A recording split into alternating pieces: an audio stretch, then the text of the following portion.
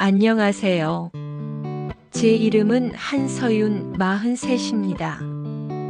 부산 해운대의 오래된 빌라 3층에서 7살 아들 민재와 단둘이 살고 있어요. 낮에는 그림책 공방을 운영하며 아이들과 이야기를 그리고 밤이면 혼자 남은 집에서 조용히 붓을 씻습니다. 다시 이 이야기를 꺼내는 건 같은 상처를 지나고 있을 누군가에게 작은 불빛이 되었으면 해서예요. 그리고 우리 세 사람의 새 시작을 기록해 두고 싶어서요. 5해 전 저는 남편과 이혼했습니다. 이유를 다 말하자면 길어요. 누군가의 외도, 양가의 시선, 그리고 아이에게 좋지 않다는 말로 정리되는 수많은 밤들.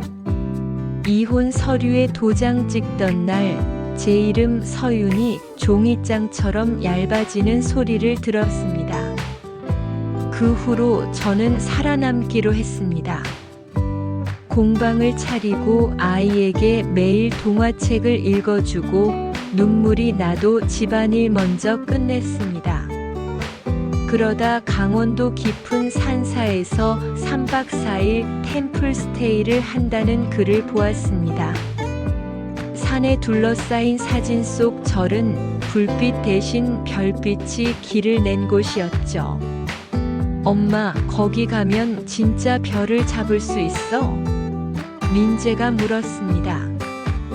저는 그 말이 좋았어요.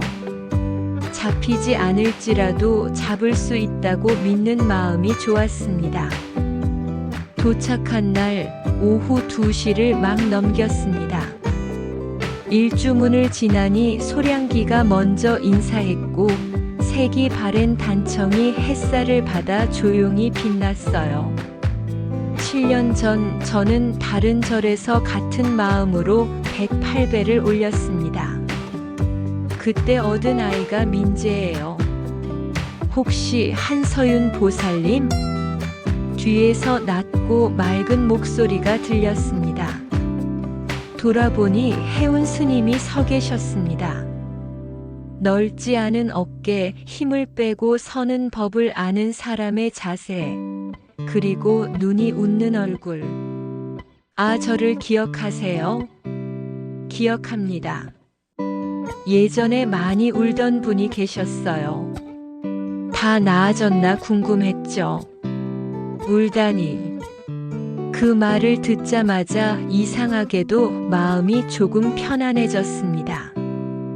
울음은 약점이 아니라 붙잡을 줄 아는 용기라는 걸 누가 처음 알려줬는지 기억해낼 수 있을 것만 같았거든요. 공양간에서 민재는 사찰 음식 앞에서 젓가락을 들었다 놓았다 했습니다. 콩나물 무침과 표고나물, 맨밥. 아이의 표정이 금방 구름이 되었죠. 그때 해운 스님이 작은 주머니를 꺼냈습니다. 접힌 헝겊을 펼치자 작은 무당벌레 모양의 염주알이 들어있었습니다. 착한 아이만 받을 수 있는 비밀 염주예요. 밥 한 숟갈 먹을 때마다 하나씩 꿰어볼래요? 민재가 눈을 반짝이며 고개를 끄덕였습니다. 숟가락이 몇 번 오가고 아이의 염주 목걸이가 길어졌습니다. 저는 그 목걸이가 먹는 일과 사는 일을 잇는 다리 같았다고 기억합니다. 그 밤 아이는 염주를 목에 걸고 잠들었고 저는 오랜만에 깊은 잠에 빠졌습니다. 울지 않고요. 이튿날 새벽 종소리가 안개를 깨웠습니다. 저는 민재를 재워둔 채 법당으로 갔습니다. 연불 소리 사이로 해운 스님의 목소리가 들렸습니다. 귓속의 먼지를 털어주는 듯한 명확한 108배가 시작되자 저는 처음 몇 번을 쉽게 내려놓았지만 20번 즈음 다리에 돌이 붙은 듯 무거워졌습니다. 일어서려다 중심을 잃을 때 옆에서 누군가 제 팔을 받쳐주었습니다. 천천히요. 급한 마음은 내려놓고 허리에 숨을 모으세요. 그 손이 따뜻했습니다. 오랫동안 누군가에게 의지하지 않던 몸이 순식간에 과거를 떠올렸습니다. 누군가가 있었다는 사실 자체를요. 그날 오후 저는 혼자 산책로를 걸었습니다. 길가에 진달래 잎이 가벼운 바람에 뒤집히는 걸 보다가 문득 알았습니다. 스님이라는 호칭과 사람이라는 존재가 겹칠 때 마음이 흔들린다는 걸요. 산책로 끝 벤치에서 해운 스님을 다시 만났습니다. 우연이라기엔 둘 다 같은 시간을 걸어온 사람들처럼 발걸음이 맞았습니다. 공방을 하신다 들었습니다. 네. 아이들이랑 그림책을 만들어요. 스님은 출가 전엔 어떤 일을? 잠시 뜸을 들이던 스님이 말했습니다. 조각을 했습니다. 사람의 표정을 오래 바라보는 일을요. 저도 홍익대 미대 출신이라 했더니 스님이 눈을 동그랗게 떴습니다. 우리는 같은 학교의 다른 시간을 살았습니다.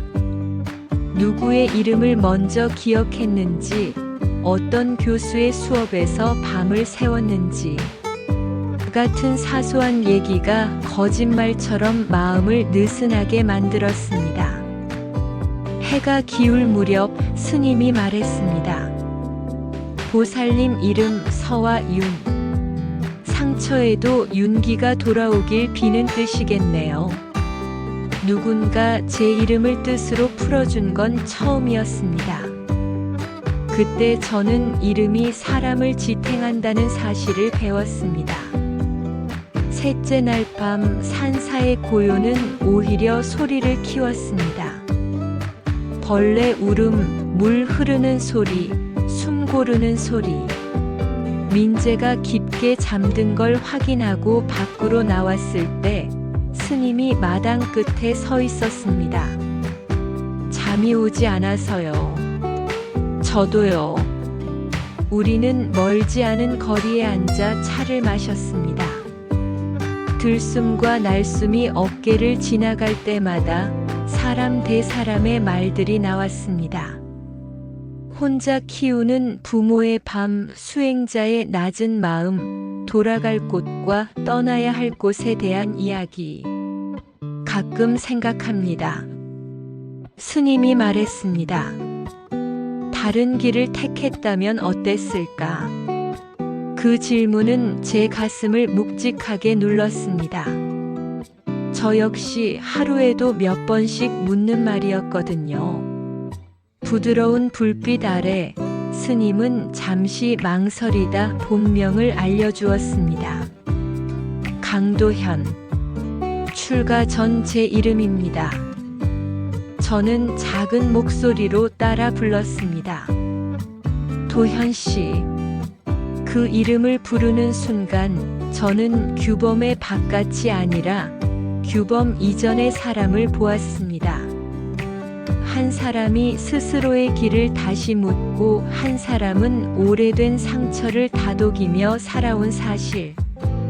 그 밤 우리는 넘지 말아야 할 선을 넘지 않기 위해 더 천천히 말을 골랐습니다. 고요가 우리를 삼킬 듯 다가왔지만 우리는 고요 속에서 서두르지 않았습니다. 마음이 서로에게 닿는 데는 생각보다 많은 언어가 필요하지 않더군요. 새벽 순찰하던 스님이 우리를 보았고 아침엔 주지 스님이 부르셨습니다. 차갑지 않은데 엄숙한 목소리였습니다. 여기선 모든 이가 자기 자신과 약속을 지켜야 합니다. 저는 고개를 숙였고 바로 떠나라는 말을 들었습니다. 민재의 손을 잡고 방으로 돌아와 짐을 쌌습니다. 아이는 울었고 저는 울지 않으려 이를 꽉 물었습니다. 돌아보면 더 무너질 것 같아 저는 한 번도 뒤돌아보지 않았습니다. 내려오는 길 민재가 물었습니다. 엄마, 스님은? 여기 지켜야 할 약속이 많대. 우리는 우리 약속을 지키자. 차창 밖으로 산이 멀어졌습니다. 제가 믿은 건 멀어진다고 해서 인연까지 사라지는 건 아니라는 사실뿐이었습니다. 한 달이 지났습니다. 공방엔 봄빛 같은 아이들이 오가고 저는 씩씩하게 웃었습니다. 겉으로만. 어느 오후 공방 문이 열렸습니다. 저는 붓을 떨어뜨릴 뻔했어요. 평상복을 입은 강도현 씨가 서 있었습니다. 스님이 아니라 사람으로, 한 사람의 이름으로. 절에서 나왔습니다. 오래 고민했어요. 무엇을 잃고 무엇을 얻는지. 그런데 제가 정말 두려워한 건 잃는 일이 아니라 남겨둔 질문이더군요. 저는 그 질문을 이제 제 이름으로 책임지고 싶습니다. 저는 말 대신 고개를 끄덕였습니다. 그 순간 민재가 학원 문을 열고 뛰어들어와 눈을 동그랗게 뜨더니 활짝 웃었습니다. 도현 아저씨. 민재가 그렇게 불러주었습니다. 아빠가 아닌 하지만 아빠가 될 수도 있는 이름으로. 도현 씨는 갈 곳이 마땅치 않다 했습니다. 저는 잠깐 숨을 고르고 말했습니다. 작은 방 하나 있어요. 잠시 지내 보실래요? 잠시는 늘 많은 것을 바꿉니다. 도현 씨는 집안 구석구석을 정리했고 저는 그 꼼꼼함이 17년의 시간이 만든 습관이라는 걸 알았습니다. 몇 주 만에 공방의 도구들이 제자리를 찾았습니다. 어느 날 조각을 배우고 싶다며 중학생이 찾아왔습니다. 저는 난감해하고 있었고 도현 씨가 말했습니다. 제가 해볼게요. 그의 수업은 조용히 시작해 금방 소문이 났습니다. 아이들은 나무를 깎으며 겉을 벗겨서 속을 만난다는 말을 배웠고 부모들은 집으로 돌아가는 아이의 눈빛이 달라졌다며 웃었습니다. 저도 웃었습니다. 누군가의 시간을 다시 연결하는 일은 언제 봐도 경이로우니까요.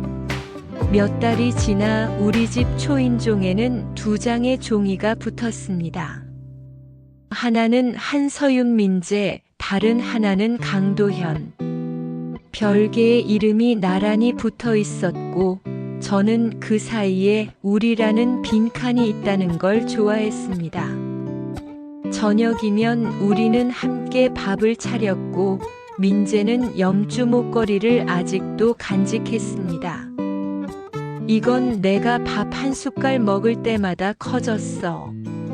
아이가 자랑하면 도현 씨는 그날의 너처럼 지금도 자라는 중이라며 웃었습니다. 어느 조용한 밤 민재를 재우고 우리는 마주 앉았습니다. 도현 씨가 말했습니다. 서윤 씨 미안합니다. 무엇을요? 제 선택이 누군가에겐 상처였을 거예요. 하지만 저는 도망친 게 아니라 도착한 거라고 생각하려 합니다. 저는 고개를 끄덕였습니다. 우리 모두에게 그런 밤이 있으니까요. 도망과 도착의 경계가 흐려지는 밤. 우리 당장 결혼 같은 큰 약속 말고 매일의 약속부터 해볼래요? 오늘의 밥, 오늘의 안부, 오늘의 손잡기. 우리는 손을 맞잡았습니다. 손에는 규범도 과거도 심판도 없었습니다. 살아있는 사람의 체온만 있을 뿐이었죠. 이 이야기를 여기까지 읽으셨다면 아마 마음 한 곳이 조용히 흔들렸을 겁니다. 저도 그랬고 도현 씨도 그랬고 지금도 가끔 그렇습니다. 그래서 마지막으로 저희가 깨닫고 붙잡은 것들을 적어둡니다. 이름은 두 번째 심장입니다. 새 이름을 불러줄 누군가가 있을 때 사람은 다시 뛸 수 있어요. 해운에서 강도현으로, 보살림에서 서윤으로, 아저씨에서 민재의 도현으로. 사는 곳은 좌표가 아니라 방향입니다. 부산의 빌라 3층은 바람이 많이 불고 비가 새기도 하지만 우리가 서로의 우산이 되는 법을 배우는 장소가 되었어요. 규범은 사람을 지키라고 있는 것이지 사람을 부수라고 있는 건 아니라고 믿습니다. 지켜야 할 약속과 다시 써야 할 약속을 구분하는 데는 용기와 시간이 필요합니다. 아이 앞에서의 사랑은 안정의 다른 이름입니다. 민재는 이제 밤마다 오늘의 좋았던 일을 적습니다. 그 노트의 첫 장엔 이렇게 쓰여 있어요. 도현 아저씨는 나무를 깎지만 나는 마음이 자란다. 혹시 지금 떠나야 할지 남아야 할지로 밤을 새우고 계신가요? 언젠가 알게 됩니다. 떠나는 발걸음이 사실은 자신에게로 향하는 첫 걸음이었다는 걸요. 돌아보면 그때 그 산사도 그때 그 밤도 모두 우리를 여기로 데려오기 위한 길이었습니다. 저는 여전히 부산의 빌라 3층에서 삽니다. 한서윤, 민재, 강도현. 세 개의 이름이 한 장의 식탁보 위에 놓인 세 벌의 숟가락처럼 나란히 놓여 있어요. 그리고 언젠가 민재가 염주 목걸이를 제게 내밀며 물었습니다. 엄마, 이건 이제 어디에 걸어둘까? 저는 대답했어요. 여기, 우리 집에.